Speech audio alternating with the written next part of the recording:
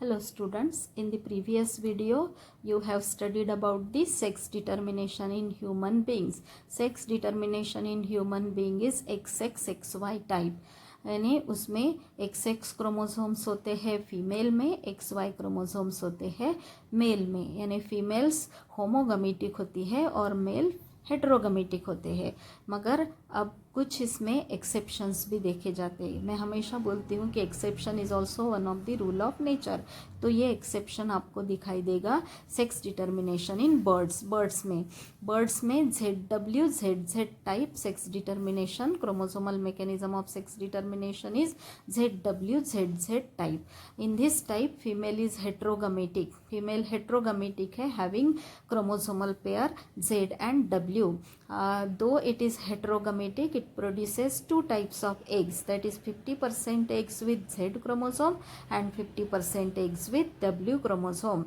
Males are homogametic, that is producing only one type of sperm, क्योंकि उसका chromosomal pair कौन सा है, ZZ, दोनों ZZ है, इसलिए homogametic, producing one type of sperms. Each sperm is with a Z chromosome. The sex of individual depends upon the type of egg fertilized by the sperm, यानी कौन से egg को कौन से स्पर्म ने फर्टिलाइज किया है, इसकी बेसिस पर से सेक्स डिटर्मिनेशन होता है. तो सेक्स डिटर्मिनेशन के लिए female is responsible for the development of sex in next generation.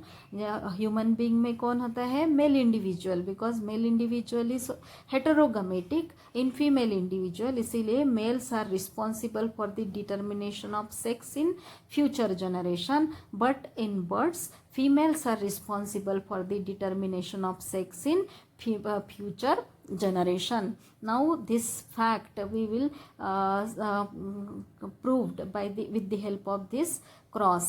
Male 2n autosomes ZZ sex chromosome, female 2n autosome ZW is the pair of sex chromosome. Gametes formed from male, though it is homogametic, both sperms are of Z type, but females are heterogametic, hence 50% produced Z, 50% produced W. When Z of egg is fertilized by Z sperm, then male birds are developed, but when W egg is fertilized by Z sperm, then female birds are produced. Means in sex determination in bird, female is responsible for the sex of future generation individuals, and this is about the sex determination in birds.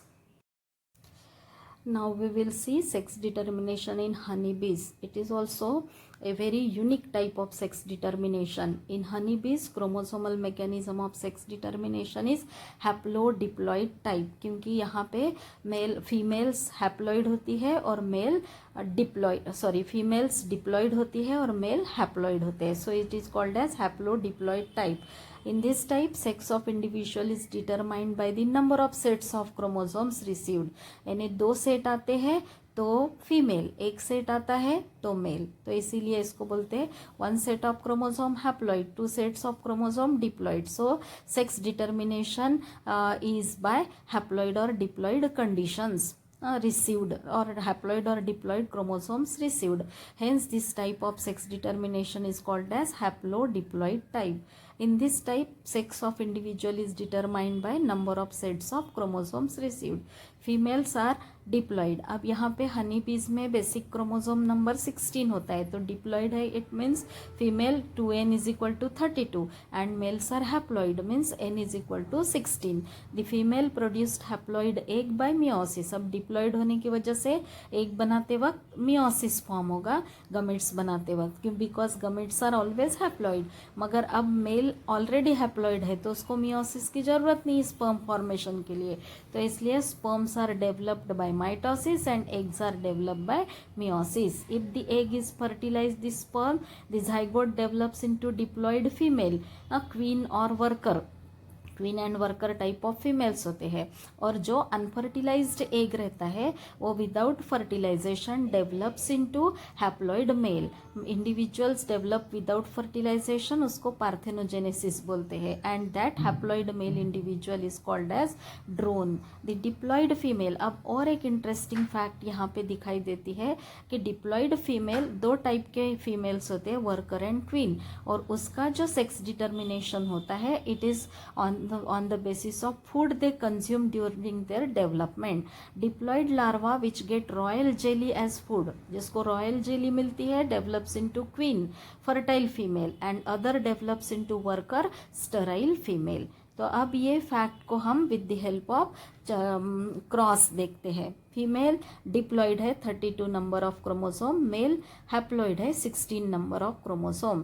तो अब diploid female है तो meiosis से haploid egg बनेंगे, और mail haploid है तो mitosis से हैप्लॉइड स्पर्म बनेगा। अब हैप्लॉइड एग और हैप्लॉइड स्पर्म फर्टिलाइज्ड होकर डिप्लॉइड फीमेल बनेगी, और हैप्लॉइड जो अनफर्टिलाइज्ड एग रहेगा by the process of parthenogenesis unfertilized egg develops into a haploid male which is called as drone. अब उसके बाद में अपन ने देखा कि डिप्लॉइड फीमेल भी दो टाइप की होती है, क्वीन और वर्कर। क्वीन यानी रानी मक्खी बोलते हैं उसको, तो क्वीन यानी फर्टाइल फीमेल और वर्कर्स यानी स्टेराइल फीमेल। वो कैसे डेवलप होते हैं?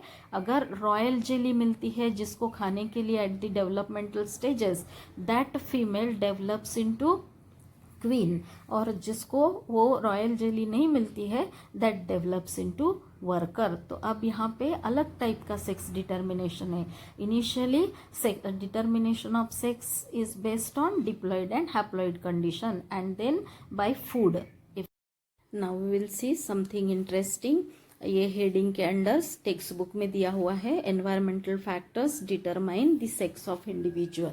अब तक हमने देखा था sex of individual is determined by sperms and eggs in human being. उसके बाद में हमने देखा था हनी बीज में diploid and haploid chromosomal sets, उसके साथ में फूड भी उसमें होता है। तो इस तरह से the sex of worm in Bonellia viridis depends upon the location on which larva get settle and environmental condition determine the sex of that individual. The marine female worm Bonellia has about 10 centimetre long body and she has a proboscis that can extend over a metre in length. अब ये picture में आप देख रहे हो एक लंबा elongated structure है that is called as proboscis to capture food. जैसे अपन देखते हैं ना हाथी में सूंड होती है, बटरफ्लाइज में प्रोबोसिस होते हैं to capture honey from flowers, तो ऐसे ही ओवर ए मीटर लॉन्ग उसमें प्रोबोसिस होता है फीमेल बोनेलिया विर्डिस में। और ये जो है दो ऑर्गन्स, इसमें एक लंबा ऑर्गन दिखाई दे रहा है प्रोबोसिस। तो अब environmental factors in Bonellia are responsible for the determination of sex. When that larva get settle to bottom of the sea it get converted into female, female में डेवलप हो जाता है।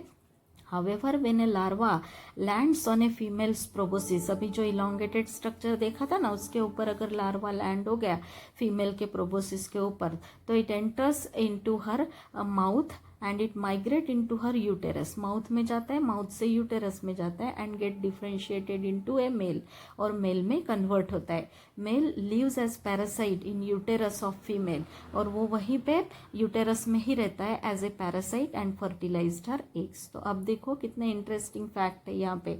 Environmental conditions determine sex. अगर bottom of the sea floor पे जाके settle हो गया तो फीमेल में कन्वर्ट होता है, और प्रोबोसिस के ऊपर लैंड हो गया तो through mouth it enters into the uterus of female worm and get converted into male, और वो मेल फीमेल के यूटेरस में ही रहता है as a parasite and fertilised her eggs. तो इस तरह से बहुत सारे इंटरेस्टिंग फैक्ट्स है अबाउट सेक्स डिटर्मिनेशन। तो कहाँ पे environmental factors are responsible for determination of sex in Bonellia. Food and